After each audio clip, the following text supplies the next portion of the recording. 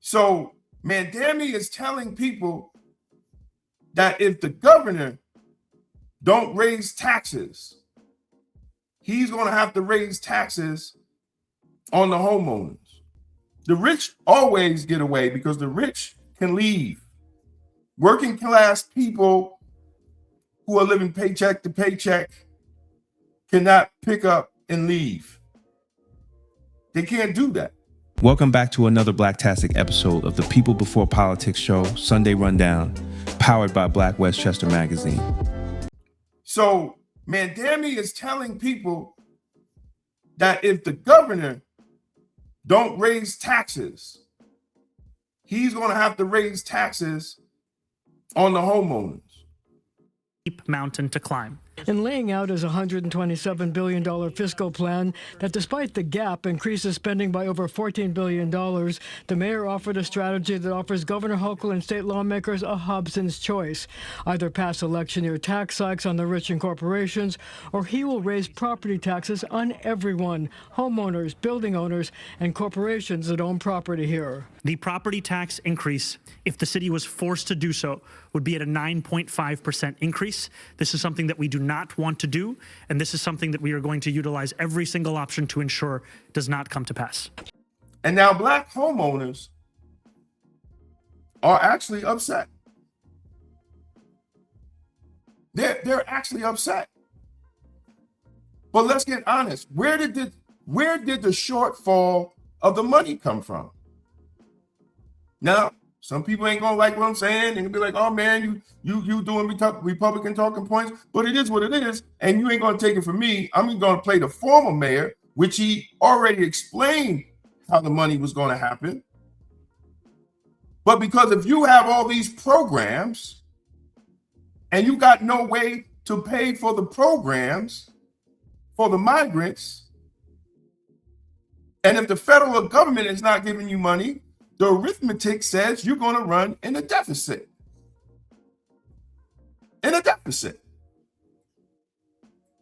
So let's hear what former Mayor Eric Adams had to say. We turned this city around in 20 months. And then what happened? Started with a madman down in Texas, decided he wanted to bus people up to New York City. 110,000 migrants. We have to feed, clothe, house, educate the children, wash their laundry sheets, give them everything they need, health care. And this team here, we stated, let's do everything possible before we have to push it out into neighborhoods and communities. Month after month, I stood up and I said, this is going to come to a neighborhood near you. Well, we're here. We're here. We're getting no support on this national crises, and we're receiving no support. And let me tell you something, New Yorkers. One time we were just getting Venezuela. Now we're getting Ecuador. Now we're getting Russian-speaking coming through Mexico. Now we're getting Western Africa. Now we're getting people from all over the globe have made their minds up that they're going to come through the southern part of the border and come into New York City. And everyone is saying it's New York City's problem. Every community in this city is going to be impacted. We got a $12 billion deficit that we're going to have to cut.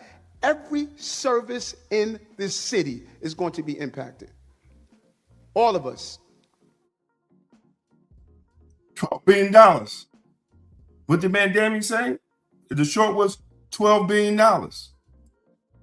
And it was the reason for them spending on the migrants, which set the city in a shortfall. So now what does he have to do? See, I try to tell people, never believe that they're going to tax the rich. The rich always get away because the rich can leave. Working class people who are living paycheck to paycheck cannot pick up and leave. They can't do that. So the rich can go leave. They could go places. We can't do that. So taxing the rich always falls on the working and the middle class. So now he's saying he has to raise property taxes. So he's going to raise property taxes on the working people. And let me tell you something, brothers and sisters. I'm going to tell you this right now. The biggest foreclosure rate for our seniors, for Black seniors who worked all their lives to pay off a mortgage, and then they get their homes foreclosed on because they can't keep up with the property taxes. Who suffers the most? Black seniors. Who suffers the most? Black generational wealth. Because the first door you go through to build generational wealth is buying a home. And they don't teach us that. They don't teach Black people that. Yes, let me tell you something. Joshua. Eric, we did a show. I have brothers from New York City. Eric put his foot in his mouth when he was running down to the border and being on TV, running his mouth about New York as a sanctuary city, trying to get national news. And what did they do? Start busing the migrants to New York. We're in that predicament because of Eric ran his mouth. And that's my man. And I just keep it 100. He put New York City in that predicament because he was running his mouth. So Mamdani ran on all this free stuff. That's why our grandparents and great-grandparents purchased homes. Absolutely. Absolutely.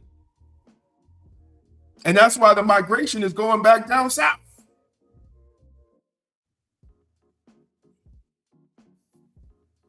He said it was before that. He just thought he could take it on. Yeah, but once the numbers came in and you start looking at the map, you know you can't take it on. But here's the bigger picture. The Biden administration didn't even help him. They didn't even help him. The Biden administration didn't even help Eric. Not one bit. And if people don't believe me, just look up when he testified. Just look up when he testified before Congress about the sanctuary city. And he testifies how much money Biden gave him. They didn't give him anything but an indictment. That's what they gave him, an indictment. See, a lot of times we have to have the conversations on how we got here. A lot of times people don't want to have the conversations how we got here because they get caught up in the nonsense. So now when people were trying to tell Black folks not to vote for Mamdani because he wants to pay for this stuff. And any person that has economic sense knows that rich people don't pay taxes. It always falls on the middle class. Whether you're getting your rent increase, whether you get services increases, it always falls on the middle class. You raise taxes on the property owners, they're going to put it in the rent. They're going to put it in the rent. And by the time when they decide to do it, you're not going to get repairs. You're not going to get none of that. See, because property owners will just let it go and get it back on their taxes. We have to remember, anytime they talk about taxing the rich, it falls on the working class people.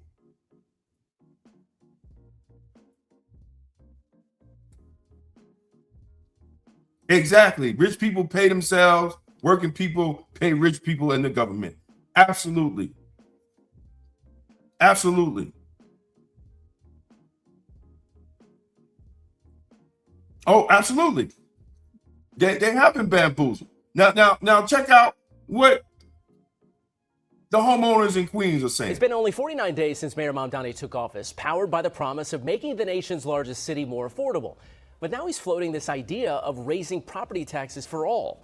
And New Yorkers, well, we know they're never shy to share their own opinions. Eyewitness News reporter Stefan Kim with their message for the mayor tonight. I don't plan to move. It's my home. I'm not leaving. This two-story single-family home in Cambria Heights is Vivian Campbell's American dream come true.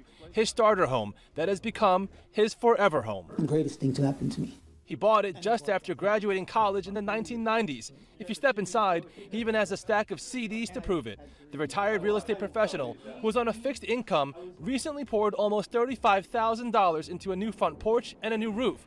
But now with Mayor Mamdani proposing a property tax increase, he feels duped. Do you feel like he lied to you? He'll not feel. He lied. Not feel. It's obvious. That's why Campbell was among the dozens of homeowners in Southeast Queens who turned out for what they say was an emergency response to the mayor. Mayor Zoran Mamdani, you are out your goddamn mind. To the mayor, with the greatest respect, in every campaign speech, in every debate where you engage, we opened our ears to listen. Now today, accept the words echoing from us now. Do your job as mayor and leave our taxes out. To close a $5.4 billion budget gap, the mayor says he has two options: convince Governor Hochul to tax the wealthy, which he refuses to do, or raise the city property tax rate by 9.5%. Faced with no other choice, the city would have to exercise the only revenue lever fully within our own control. We would have to raise property taxes. But the city council would have to approve the measure, and council speaker Julie Menon says the proposal should not be on the table whatsoever. Meanwhile, Hochul, for her part, is unlikely to soften her position as she faces re-election this year. You are giving only two options. You're saying if we don't tax the rich, then I got to increase property taxes. We are not a pawn in Southeast Queens. We are not part of your negotiation tactics. In Queens, Stefan Kim, Channel 7, Eyewitness News. And that's what everybody warned black folks. Mamdani received 40% of the black vote. You know, sometimes in politics, they say, I'd rather be with the devil I know than the devil I don't know. And 40% of black folks chose the devil that they didn't know. And now they're gonna pay.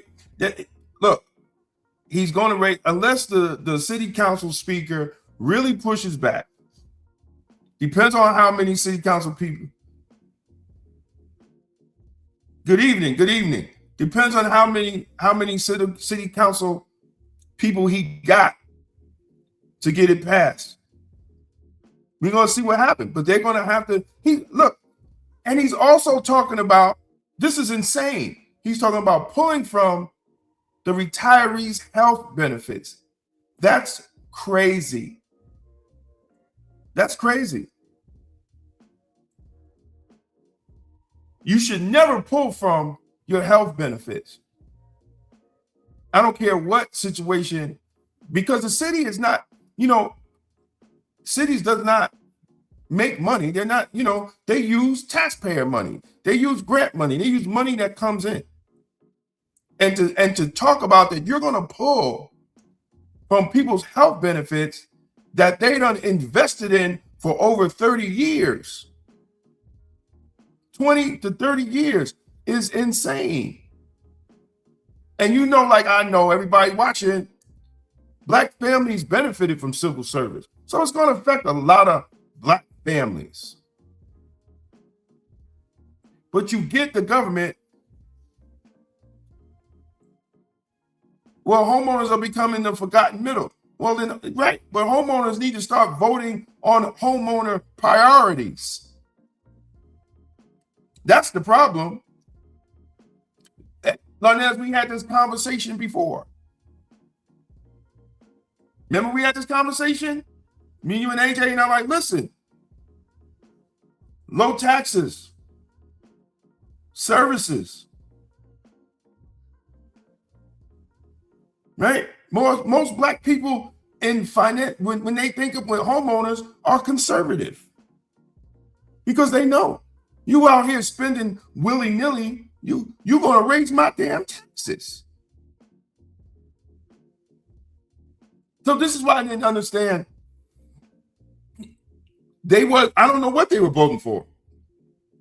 When you vote for your feelings and you vote in your emotions and you don't vote through logic. Oh man, I don't even have my book, my latest book. Emotional Logic. I forgot his name. I'm thinking my brain is running. Listen, we have to really think about how we vote. But I mean, look, the homeowners in New York going to have to deal with that. And if their taxes go up, their taxes go up. But that's what you voted for. That's what you voted for. You voted to give free stuff, and free stuff costs. And there's no way that Governor Hochul is going to talk about taxing the rich while she's running for election. Now, what she do after she get elected, if she get elected, that's going to be her business. And New Yorkers are going to have to deal with that, those that voted for her, and then she's going to raise the taxes.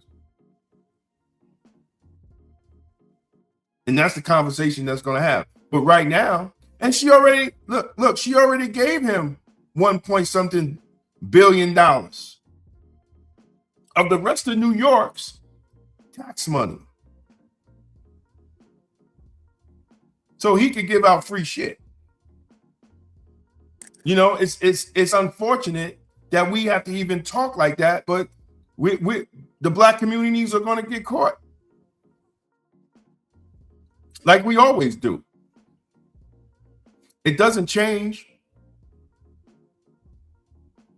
It doesn't change putting an agenda across, and it just can't be all about feelings.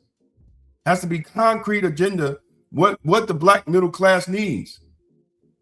Education, make sure our educational system is working, and that we're turning out not just people to go to work for other companies, but turn out people that's going to create businesses. We have to have some type of business development, some economic development, because we have to employ our own. And then we have to look at investing. You know, Al Sharpton down there marching on Wall Street, but only 30% of black people invest in stocks and bonds. We need to start investing more. And we need to teach our young children to start investing more. And not putting a label on something, whether it's Republican or Democrat or independent or conservative. Look at the policy and decide whether it works for the black community or not. That's what we have to start doing.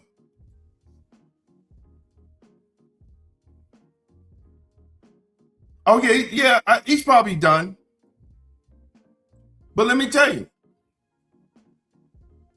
But let me tell you, they might still support him because the older Democrats are scared, because you got a lot of young people that have that mindset, and they don't know enough, but they're getting checks, right? They're getting checks. The people that fund the Democratic Socialist movement. I was up at the Black Caucus this weekend, and I had a talk with my brother Jamani Williams, and I told him to come on the show. We got to come on the show. He was like, brother, you know, you hard on a Democratic Socialist. I said, that don't mean I love you, brother, because when he was running for governor, I was the one walking around with him in Westchester County. We was pushing him in Westchester County. My love for you don't change if I feel that I don't agree with your policy outlook. And that's something we have to have, those type of discussions openly. I think black people getting free stuff doesn't do us any good. I think helping us go out here and start businesses and making our community a safe place to live is the better option than looking for free stuff. And making sure our educational system, look, nurses and they should be graduating from 12th grade, ready to go be a nurse, a mechanic, HVAC, electric. They should be graduating from 12th grade with those type of skills. What are we doing in our educational system? What are we doing? 800,000 jobs in vocational is open right now, and we ain't producing young black children to get those jobs. 800,000. And with the AI age, it's probably going to be more because you're going to need plumbers because they need the water to keep those servers cool and air conditioned to keep those servers cool. We're not preparing our children for the next wave of jobs. We're not doing it in black school systems. Doing it. We're not teaching our young kids to use AI to become millionaires. No, we're teaching them to do silly ass videos on their phone to post on TikTok and Instagram. Well, yeah, I heard that too, Joshua. I heard that too. But we have to start doing that. What if the real problem in America isn't who wins election, but the system itself? In Democrats and Republicans, the ultimate gang bangers, I break down how modern politics has become loyalty over results. Leaders change, elections happen, but too many communities stay stuck in the same conditions. This book exposes the incentives that keep voters divided, dependent, and emotionally invested, while real solutions get ignored. If you're tired of picking sides and ready to demand outcomes, this book is for you. Click the link at the top of the comments or scan the QR code. Order now and get a signed copy while supplies last. Stop choosing teams. Start demanding results. Welcome back to another Blacktastic episode of the People Before Politics show, Sunday Rundown, powered by Black Westchester Magazine. I'm your host, Damon K. Jones, joined by my brother, AJ Woodson, and bringing that fresh perspective, Larnaz Kinsey. Every Sunday, we pull back the curtain on the issues shaping our families, our cities, and our future, from health and safety to policy and power. It's because our mission is simple. Put the people first, not the politics. It's going to be Blacktastic.